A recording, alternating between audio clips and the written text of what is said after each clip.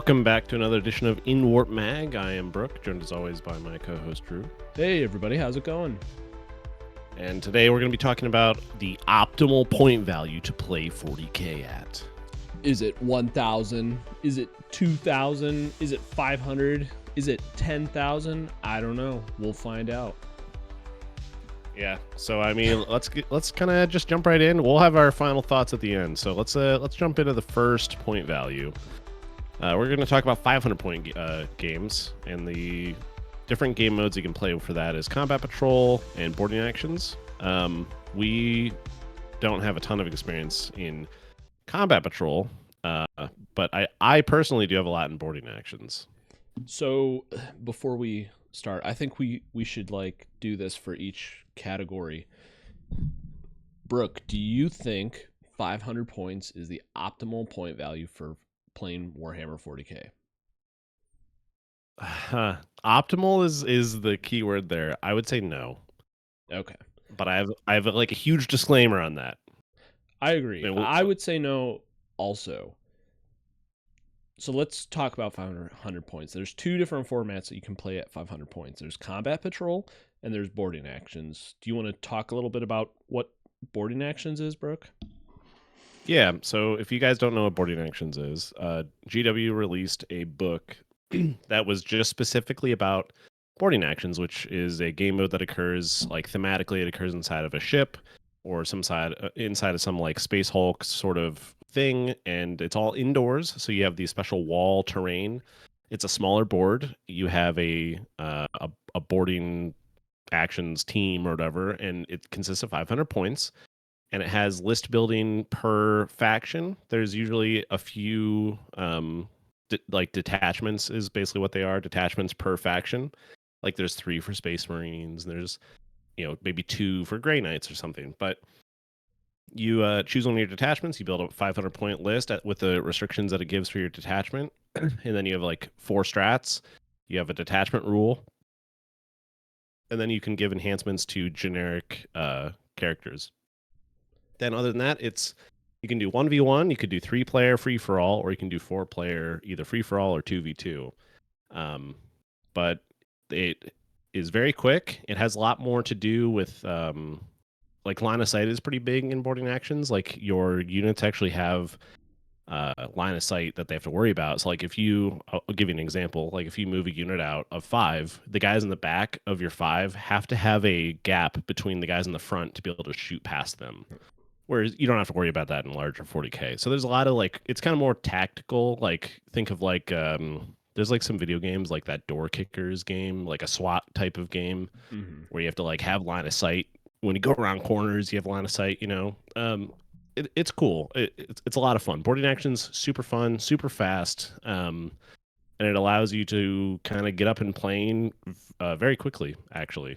So combat patrol.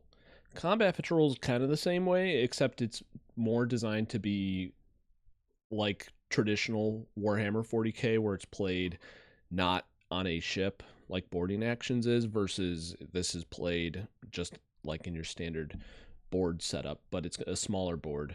Same as boarding actions? Are they both 30 by 22 or something like that? The boarding actions actually has its own special board, which is 2 of the...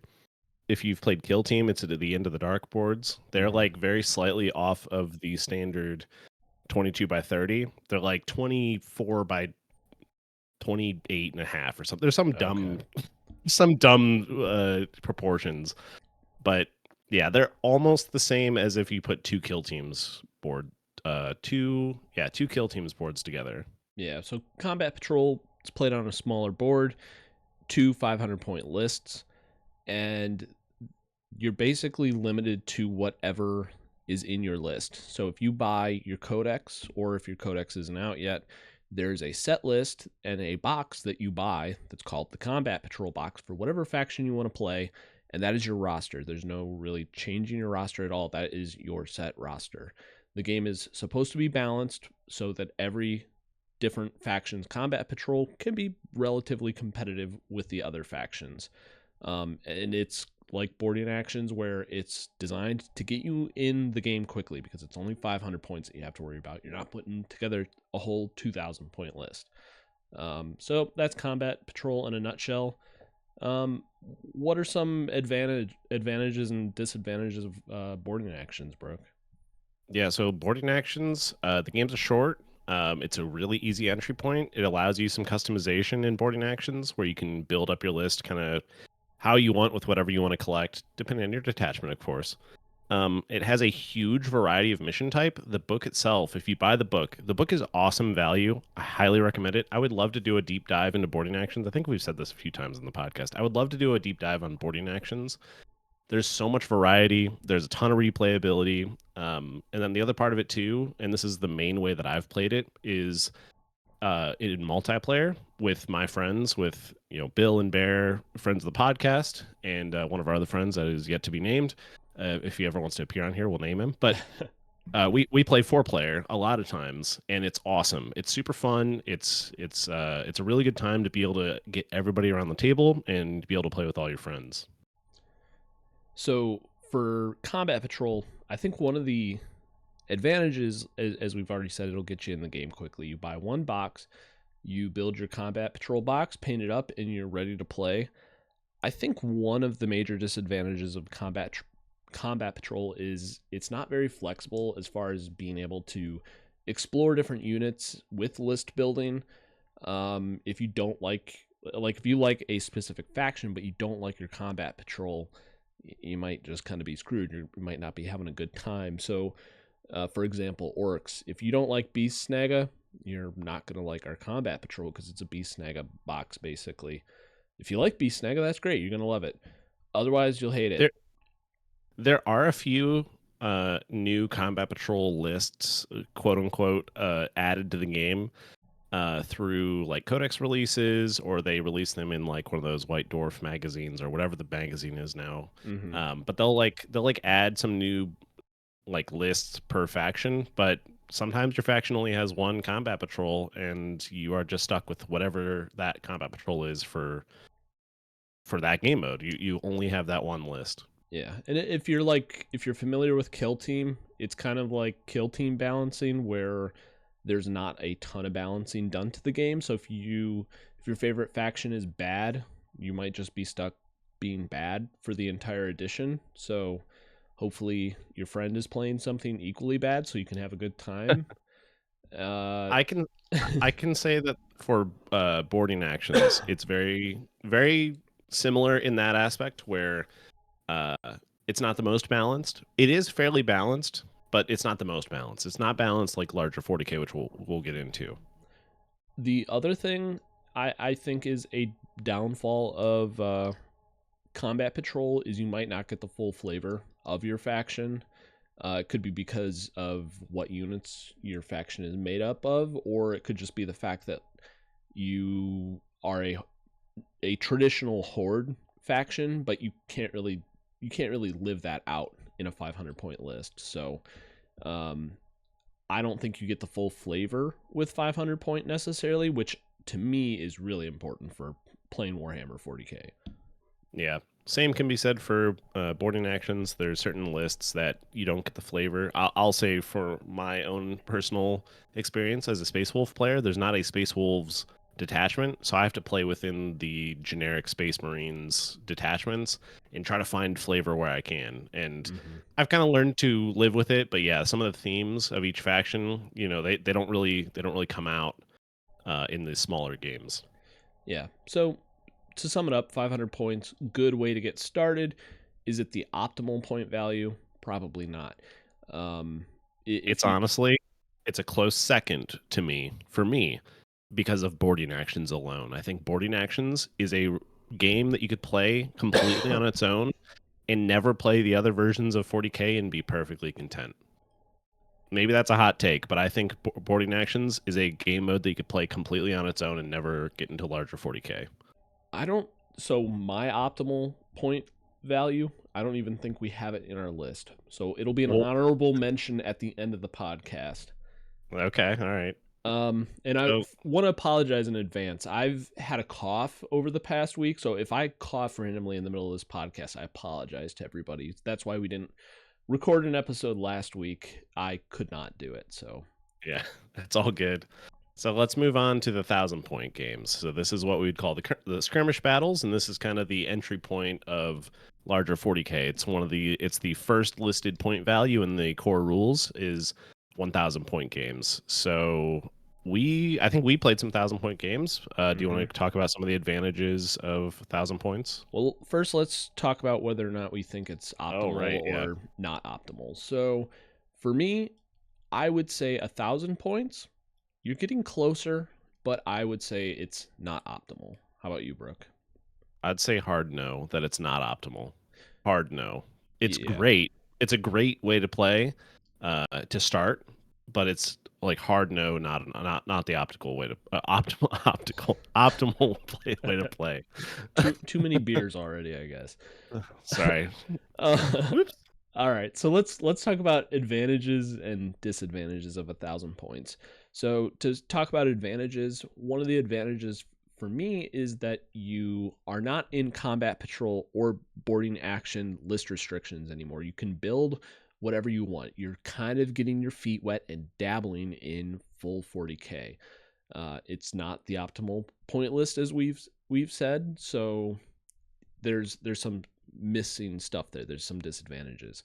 Uh, Continuing to look at the advantages, you're going to have a faster playtime with 1,000 points. There's less things to kill, less things to die, whatever.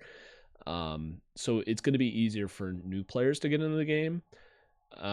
Another issue with or Mm-hmm. advantage possibly of a 1,000 point game is you are going to have a smaller list, so you're going to have to be a little bit more tactical with your list, because you might not have the cannon fodder that you can just sacrifice all of the time. You might have a lot less of that, and your decision making is going to be a lot more important. So an advantage there is it's going to really teach you the game to make good decisions.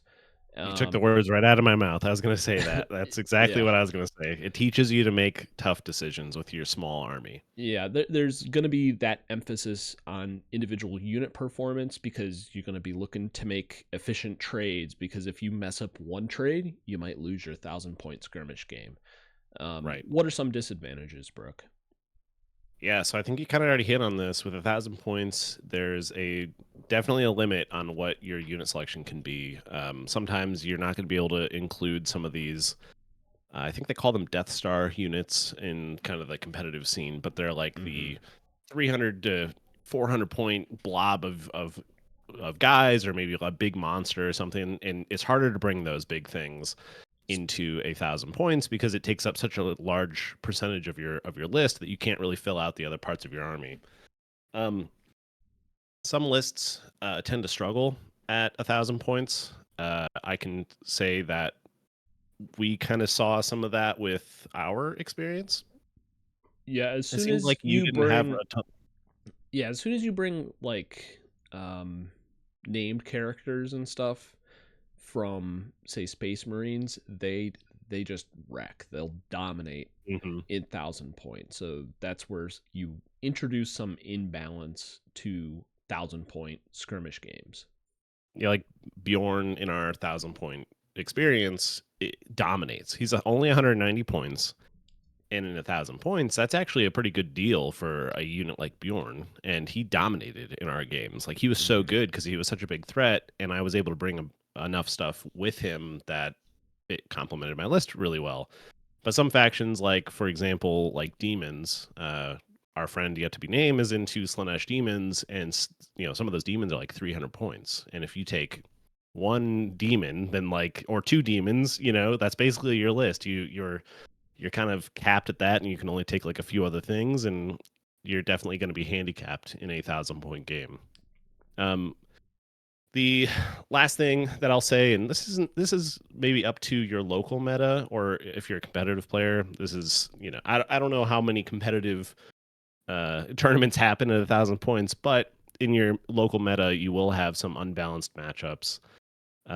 You'll have matchup that is just going to be unfun for you to play, and it will make you want to move on to maybe a different point value. So, um, basically, at the lower point values, you don't have the redundancy for if you lose a key unit at 1,000 points.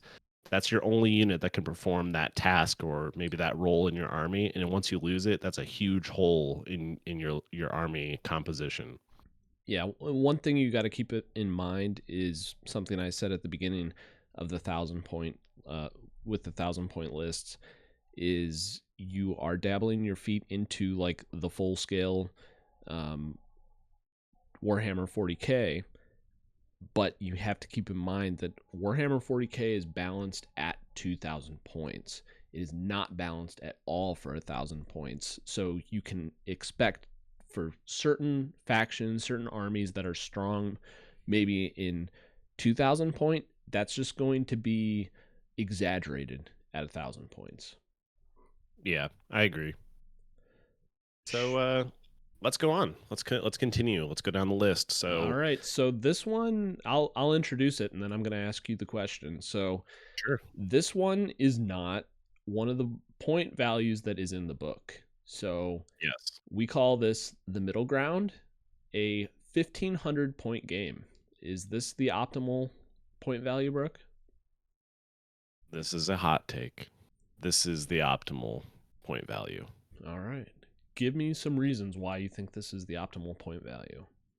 I think that this has the best balance of list diversity compared to potential spam that you can get out of a 2,000 point list. I think this lets your army flex thematically and narratively in a really fun way. You get to take more toys, have a little bit of redundancy, but you still are capped at having too much or being able to spam too much of any one thing.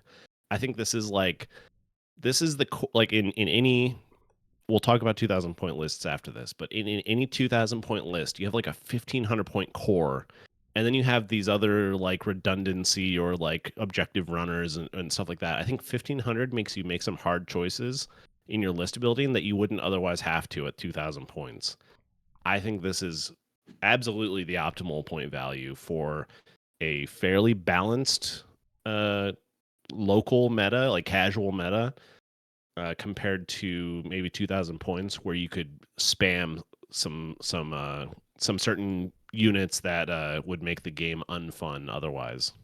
Yeah, I agree with you pretty much wholeheartedly because 1,000 point is fun. It gets your feet wet in it, and list building at 1,000 point where you're just trying to see what all you can fit in 1,000 points is actually really fun. Now, 1,500 point is that happy medium. If you've ever built a 2,000 point list, of course, there's times where you're like, oh, I really wish I had another 5 points so I could fit this in my list. But 1,500 point, you have that even more. Like those questions come up all the time. I'm constantly tweaking my 1,500 point lists. It's a lot of fun to build Yeah. a good 1,500 point list. We're constantly sharing, me and Brooke between us, we're constantly sharing 1,500 point lists and saying like, what do you think of this? Should I run with this or should I take this out and put this in, but I lose Right. this enhancement? There's just like all that sort of list building that's going on because you want some of the redundancy, but then you're just kind of, you have these decisions to make of what unit for the point value is more efficient, what is going to bring more synergy in what the rest of my list is. It's really cool building 1,500 point lists. So, are you saying that this for you is the optimal point value? Yeah, I think so. I would say this is optimal, but I have another one that I would say is this to me the second most optimal. Okay. All right. It's We'll gonna get to be that. it's gonna be a massive cop out too, but just be ready for it. All right. All Yeah. right. So, kind of to just put a cap on the 1,500 point games, I think it's an awesome balance of a quicker game to list diversity and making hard decisions in list building. And that's to if it's not obvious already, that's one of our favorite parts of any game that we've played is the list building aspect, and making those hard decisions in list building is super fun. Like that just trying to put together a cool synergy when you're not actually playing the game is super fun. You get to see your army synergies go without being restricted by that 1,000-point limit, obviously, but you still get to see your synergies play out in a 1,500-point game.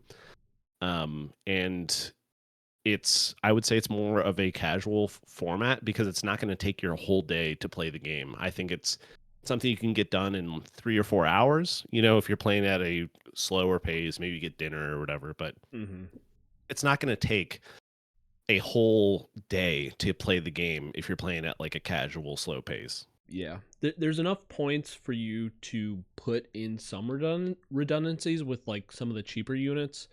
There's also enough points that you can play like your Primarch without it being unbalanced. So if you did that in 1,000-point, the person who has the Primarch is more times than not going to win the game, unless they make some really boneheaded moves and mistakes on their part. It makes including that Primarch a tougher decision, which I love. I love that. It makes it not an auto include because you're like, man, do I want to give up 345 points or whatever you might be? Like, do I want to give up that many points to include this Primarch, who adds a ton of value to my list?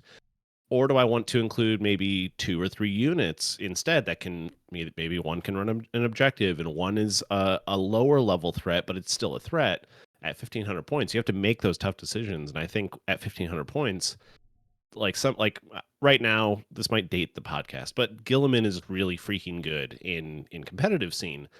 I don't know if he's that good at 1,500 points because he is a lot of points. He's probably still very, very good, but like he's a tougher decision because he takes up a fifth of your list. Like it is a much harder choice. At 1,000-point too, one thing you got to keep in mind is there are some factions that are completely unplayable because you need enough points to build those redundancies. So 1,500 points is a lot closer to 2,000 points where the game is balanced and it's not too high of a point value where you are overwhelmed with the game. And it's closer to where you're basically playing old full scale Warhammer 40K, really, is what you're doing. So I do think this is the optimal point value. You get to make some hard decisions, but you also get to play within the theme of your faction. So, like, I love orcs. I like playing horde style lists. And, like, one of my recent 1,500 point lists, I think, has, like, around 79 models or something like that. So it feels proper, like proper hordy. Right. Well, let's move on to 2,000 points. I think we've definitely talked up 1,500 points. It's definitely not my favorite point value for like a 1v1, but let's talk about 2,000 points because this is the standard competitive format. This is also the point limit for a 2v2 game. So I'm going to ask you the question, is this the optimal point value? So if you want to play following the current meta, which I highly discourage, sure. But I would say no, because in most cases, your current friend group, whoever you play with, isn't going to be buying 3 boxes of tank bustas because they're really good right now, and then they just get nerfed, and you're gonna be like, oh, I guess I'm gonna buy 3 boxes of Breaker Boys. Well, you should have probably done that already if you're a meta chaser. I hope you don't have a friend group like that because it sounds really toxic to us. But if you do, that's fine. You do you. As long as you enjoy it. Yeah, as long as you enjoy it. So 1v1, 2,000 point, sure. If you really care about like being able to play in a tournament and stuff like that, then sure. If you're a casual player, I would say no. It's going to take a lot longer to play. It could take over 3 hours to play a 2,000 point game, like easily, consistently. Like I can't imagine doing a tournament with like 3 2,000 point games in a day. Like I would be dead. I would be so overwhelmed. So I will say 2,000 point 1v1 substandard. I thought this was going to be at the end of the podcast, but I'm going to I forgot that we had this now. 2000 point 2v2 is, to me, the second most optimal way to play the game. Second most optimal. So what is the first?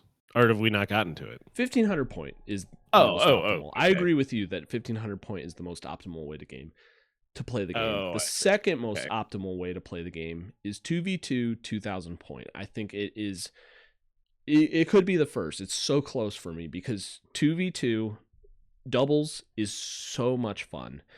2000 points is perfect because you can use whatever the current mission set is now, which right now it's Pariah Nexus. So whatever the current mission set is, it's built for 2000 points. It's not really built for any larger point amounts. This is perfect. Two doubles is so much more casual than 1v1 because if you're winning, you have somebody to share the victory in, and if you're losing, you have somebody to wallow in your defeat with, and Right. you can just have a beer together and be like, well, this sucks, but we're having a good time. Yeah, I think if we were to rank these on, like, maybe we can do this at the very end and do it very quickly. But like, if we did a competitive tier list of like what is like 1, 2, 3, 4 or whatever, Mm-hmm. and then you did like a casual tier list of like 1, 2, 3, 4.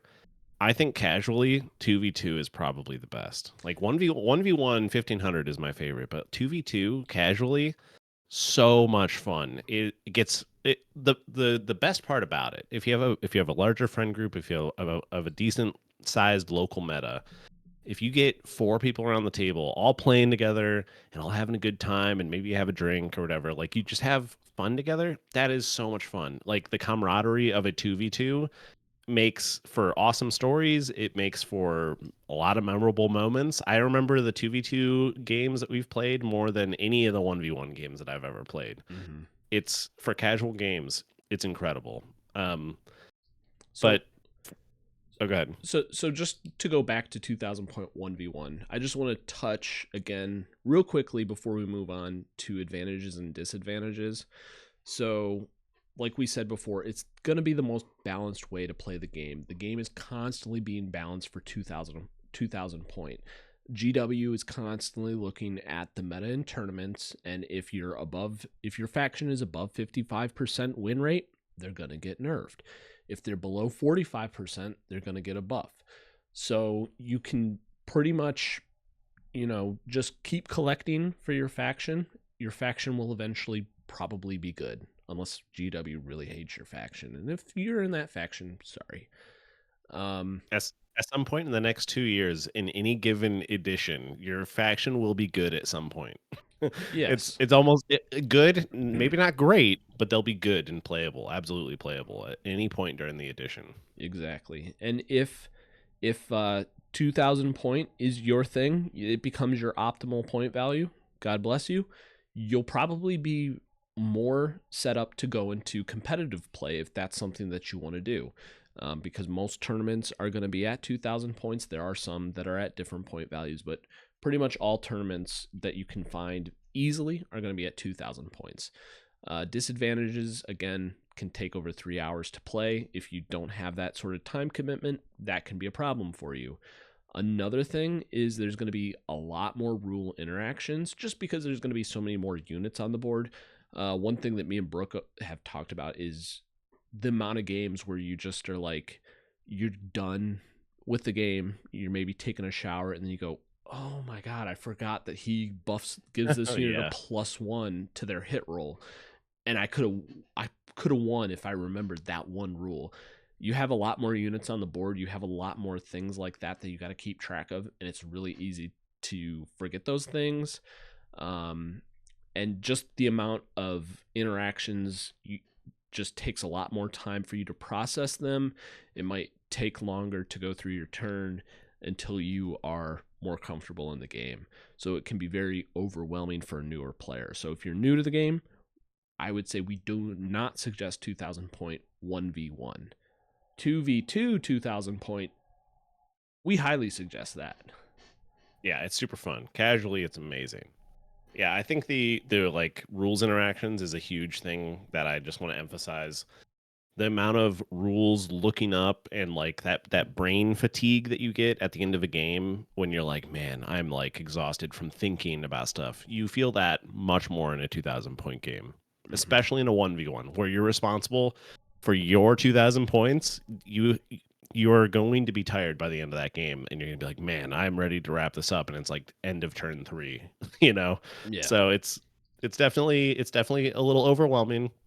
I understand that people can get used to it and they can go in and become awesome competitive players. We are not that. We play in our casual meta basically only. And for 2,000 points, while we recommend it if you're trying to follow the GW/competitive meta and how they balance the game, it's great. But I think that for casual play, it definitely ranks a little bit less than the 1,500 point that we talked about earlier. Hmm. All right, so let's move on to the last point value that we're going to talk about today. So, Brooke, do you want to introduce it? Yeah, so we're going to be talking about 3,000 point games. So this is I forget what they call it in the actual core rule book, but I think it's been referred to as Apocalypse. I don't know if that's necessarily the core rule name, Mm-hmm. but we would also lump in a 2v3 or 3v3 game into the 3,000 point game. So do you think we already know it is the optimal? How do you rank this, I guess, in optimal ways to play a 3,000 point game? I would probably put it around like fourth, maybe, or maybe even lower. Like it's fun if you're gonna play it. Excuse me. If you're gonna play a 3,000 point game, because you have a larger friend group, you have 5 people or 6 people, and you want to make sure everybody's involved, especially with 5 people. If you don't want one person sitting out, it's perfect for something like that. If you have like a weird group size and you're all going to be there the same day, but it's definitely suboptimal. Like if you're doing two v three, it's kind of weird because you got to kind of like make some different game rules yourself where you're just like, what do we do if this comes up because you're running 1,500 point list versus you're running 1,000 point list. So there's like, as in like each player runs 1,000 point or a 1,500 point list. You got some like weird interactions. But because it is a 3,000 point game, you get all of the disadvantages, which we'll touch on in a moment, with a 3,000 point game. Does that make sense? Yeah. Yeah. I think 3,000 point games, if you have all day to play 40K and you're Which getting we together did maybe for on our Christmas get together. yeah, we played a 2v3. That's why it's in here. We had 5 people and we did the two players had 1,500 points each and then the three had 1,000 points each. But if you have all day to play, it's an awesome way to play because you get everybody at the table. If you do those 2v3 or 3v3, Mm-hmm. or if you want to get as much of your collection on the table as possible and have this really impressive layout of terrain and then all of your units on the board and this massive battle that you have in your head when you're reading books about 40K or you've listened to lore about 40K. Maybe you played Space Marine 2 and you see the battles out in the distance and there's all those Tyranids fighting Space Marines or Astra Militarum or whatever, and you want to like recreate that feeling. This is the way to do it. This is that Mm-hmm. huge battle. This is going to bring that huge battle experience to your tabletop. It allows you to bring some of those massive super heavy units that you otherwise wouldn't in like a standard game. So like um, for example, like the Bane Blade for Astra Militarum is one of those units that you're like, I don't know if I could justify this for like a 2,000 point game or 1,500 point game. Definitely not. Mm-hmm. But for a 3,000 point game, why not? Bring this massive tank and just shove it on the table and have it go crazy. And when it blows up, it blows up. Like, you know what I mean? It's you're putting it on there because it's cool, right? And you can bring a Titan or something like that, you know. Mm-hmm. It allows you to bring those super heavy units that you otherwise wouldn't be able to bring in maybe a lighter version of 40K where you're trying to build an optimal list more so than I'm just building this list because I want to see it on the table, and that's what 3,000 point games let you do. Mm-hmm. So just quickly to retouch on like advantages and disadvantages of 3,000 point games, like Brooke said, this is bringing the true Warhammer 40K experience of having big armies and huge battles. It's going to allow you to bring some of your super heavy units that you might not always get to play with, because those decisions are less painful, where you're like, oh, I got a 400 point list and that's, or a 400 point unit that's taking up like almost a quarter of my entire army. Mm-hmm. That sucks. But in 3,000 point, not a big deal. So you got a lot of, with that, since you can afford so much more in a list, that allows you to build more synergy based strategies and stuff like that. Makes for very fun list building. Maybe you could argue overwhelming, but anyways, also 3,000 point might, well, it probably is the ideal point value for narrative or themed play, because if you're probably doing like crusades and stuff like that, you probably have the time to play a 3,000 point game. So that brings us into disadvantages. The game can take 4 to 5 hours or even longer. When we played, it was a day of gaming. It was a whole night. It was from like noon. I don't even know if we started at noon. It was probably like 2 or 3 or whatever when we started. I think we started at like 3, probably, to be fair to ourselves. And it went all the way until like midnight or 1 o'clock. And we were all exhausted. Yeah, it was totally exhausted after that.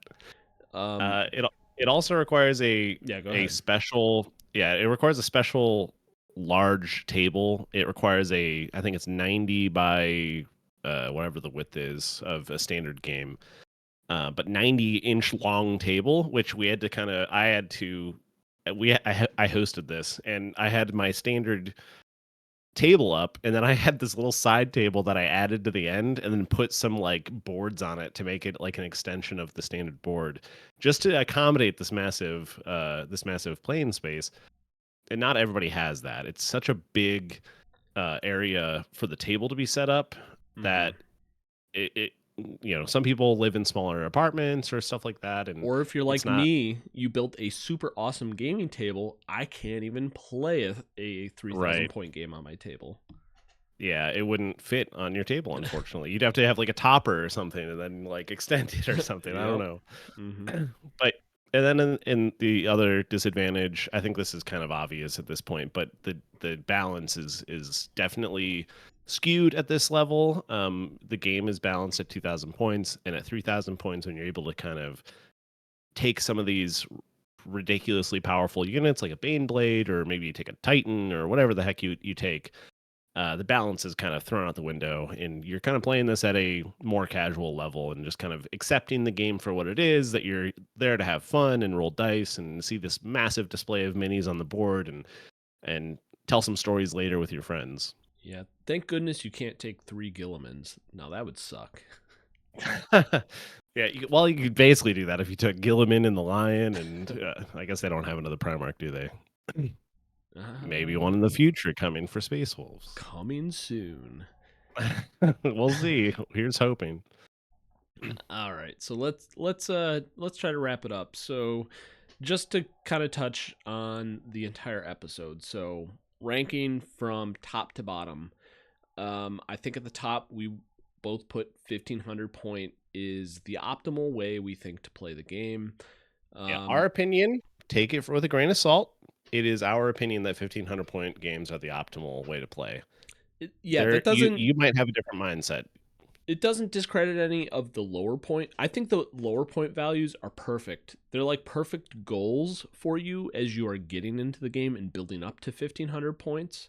But you just need to keep in mind that it's not the optimal way to play the game, in our opinion. We hope you'll agree with our opinion too, as you play the game. But if you love the other point values, that's perfectly fine. Whatever your friend group enjoys the most is the most important. So 1,500 point, number 1. Number 2, I think we both agree, is 2v2 2,000 point doubles. Yeah, for me it's close. Well, let's do our top 3. But I think our number 1 is definitely the same. Our 2 is the same, I think, because I think it's so close for me between 2v2 and my other top. Hmm. But yeah, I think we can agree that our number twos are the same at 2v2. 2v2 is so much fun. Casual 2v2 is I've said 2v2 so many times. 2v2 is just incredible. It's a great time. The camaraderie of having everybody around the table. It's just too much fun to deny its place at number two. It's like what game nights are made of is 2v2 doubles games is just so much fun. It is it may not be the optimal way to like play the game necessarily because you're building a 1,000 point list, but to me it is the most fun way to play the game. Can't be beat. Right. So what's your number three? Because I have a feeling that we differ. So number three to me is going to be 2,000 points. So I think that playing the game the way that it's meant to be played, the way that the game is balanced, is number three to me. Yeah, What is mine is boarding actions. yeah. I think boarding actions is the for somebody who enjoys more of a casual and like having a good time. I think boarding actions delivers like tremendously on that goal. 2,000 points. I actually it's probably my number four.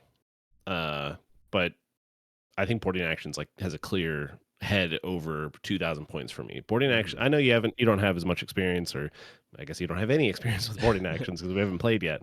But boarding actions is so much fun. It is an incredible way to experience 40K, and it has so much variety that you could like I said this earlier, you could play boarding actions by itself and never get tired of the game because it offers so much replayability and so much variety and customization. I know it's not the Mhm. most balanced, but it's awesome. Boarding actions is definitely my number three. Yeah. So I think one thing that hopefully we open people's eyes to is you don't really have to conform to the 3 point values that are listed in the core rules when you buy the core rule book. They list 1,000 point, 2,000 point, and 3,000 point 1v1 games. You don't have to do that at all. We Anecdotally, yeah. uh, Bill and friend of the podcast and our friend who is yet to be named, um, they played a game where our friend yet to be named was kind of learning his army and just wanted to play with all he had. And they played a 1680 point value game because that's all he had in the game. Like he just took everything he had and it added up to 1680. So then Bill took 1680 of whatever faction of Astra Militarum in this case. He took 1680 of Astra Militarum. So don't use those point values as a restriction. Like if you want to go at 1750, if you want to go to 1800, like nobody like GW is not going to break into your house and beat you up if you play a different point value. You can play whatever you want as long as you and your opponent agree. Yeah, we really view the rules the same, like the list building rules. It's like the same as Pirates of the Caribbean, and like the rules of the pirate rules or whatever. They're not really rules, they're more of guidelines or whatever. And What a pull. yeah. And what we've talked about with the different point values, you have to, if when you pick your point value that you're going to do with your friends, um the drawbacks, the advantages and disadvantages that we've listed from the different point values is going to apply similarly to other similarly point values, like whatever you end up picking. If you end up picking 1250, well, that's why did I pick that number? Well, That's hard. It's 1250 gonna is probably going to be closer to 1,000. You know, yeah, usually the lower point value it's going to be closer to. you might get some of the advantages of 1,500 where you have a little bit more redundancy that you can build in because you got that extra 250 to play with, but you're going to have a lot of the same disadvantages as 1,000 point. But if 1250 turns out to be like the bread and butter for you guys because maybe your factions are perfectly balanced at 1250 and you love it, play at 1250. Whatever ended up working for you. I think with Yeah, us, with our group, 1,500 points seems to be the perfect balance of being able to play casually and quickly without being overwhelmed, but still getting the full flavor of 40K. Yeah, and don't let a point value that GW prints in the book hold you back from getting your minis to the table. Go and Hmm. play a game. If you agree with your opponent that you have 1,600 points worth of units and you want to play at that value, then get out there and play. Get a game in. You shouldn't let that 2,000 point kind of loom over your hobbying or your building and whatever like you're purchasing, like whatever you can buy. You should look at it at these different point values that we've kind of gone through and have an open mind. Be open to trying these different point values if it gets you and your friends to the table. I think that's probably the most important part is being flexible and getting to the table and playing games and making memories. Yeah. Yeah, to summarize basically what you just said, the most important point value to you and your friend group is the point value that you are able to get minis on the board and play with. Hmm. So, like, if you got 500 points worth of minis, both you and your friend, play at 500 points because it's more important to play the game than setting a point value of we want to play 2,000 point, what the competitive lists are, but you're going to miss out on like learning the game because you're not Right. playing. Playing the game is most important. If you want to get better at the game and learn the nuances of the game, you got to play it. Whether it's at 500 points, 1250, 1500, 2000, 3000, 10,000, whatever you want to end up playing at point wise. The most important thing is playing the game and having fun and learning. Right. Well, if you guys, learned something from our podcast, and if you had fun along the way, then I would encourage you to leave some comments about what point value you think is best and your own experience at different point values. If you agree or disagree with us, and leave us a like, it definitely helps and helps engagement with our podcast episodes and lets YouTube know that you like the content and might show it to other people. Yeah, and if you just completely disagree with us and you think we're just complete idiots and we're completely wrong, then politely disagree with us down in the comments. Don't be mean. We'll Um, engage with you. I try to reply to all comments that we have. So if you want to talk about anything in the comments when it comes to point values and maybe have a polite debate about it, then we'd be happy to engage in that. yep. The other thing that we want to kind of start marketing out there is that we are setting up a Discord channel, and it will be coming out soon for those who are following the Inwarp Mag page. We will be posting that at some point. I can't really give a timeline on it exactly, but we're getting that set up, and we should have that available for you guys to talk to us and engage with us there too. Yeah, first we got to figure out moderators and all that fun stuff. Yeah, we'll see. We're still learning and on how we best moderate and set up our Discord channel. Yeah. If you guys are still listening at this point, thanks for listening this long. And if you aren't subscribed, then you should probably just subscribe already if you're still listening. And we will see you next time. All right, have a good one, guys. Bye. Bye.